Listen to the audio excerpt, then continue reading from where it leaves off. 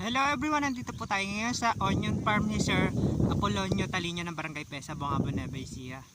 Bali, nagpapa-harvest po siya ng white onion. Ang presyo po, 30 pesos per kilo. Yun po yung good. Siguro po sa reject kalahati. Ganun po kasi nagiging basis pag presyo ang bukid.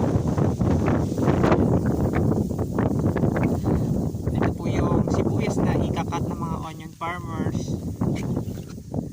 Yan. Bali, naihusto naman po sa gulang yung sibuyas. Kaya sana kumita rin po yung nagtrabaho para naman meron siyang may iuwi para sa kanyang pamilya. Ayan po. Yan. Ang estimated po kasi na maaani nila nasa 100 plus. Tapos siyempre may mga gastos pa sa upang damo. Yun po yung mga nilalabas, tapos yung upang gupit na 50 pesos per kilo ay per supot. Ngayon po papakita natin yung itsura ng sibuyas. Ito yung reject, tapos ito yung good.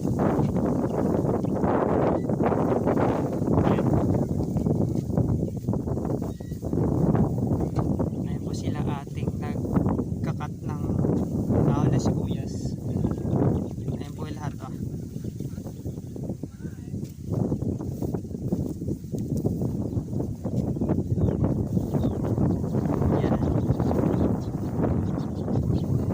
Ganyan po kadami. Bali, dalawang block po kasi yung tininiman, kaya marami din po silang aanihin. Tatanihin lang po natin. Ito po yung good ano. Opo, sir. Tapos ito yung reject.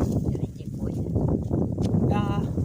Lolo, isang paano kung hindi mailabas yung ano yung araw?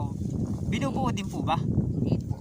Basta kung ano lang yung Nagupit namin nagupit po. nyo. Yun Ay, lang gano'n. babayaran. Yun lang babayaran. Lagom po ba kayo dito? Lago. Ayun, pag lagom po kasi ano, sama-sama sila. Kumbaga, pair yung magiging upa. I-divide lang yung ilan yung naging supot na naani. Tapos, yun yung paghahati-hatian. Tama po ba? Tama po, sir. Ayun. Thank you po. Po, sir.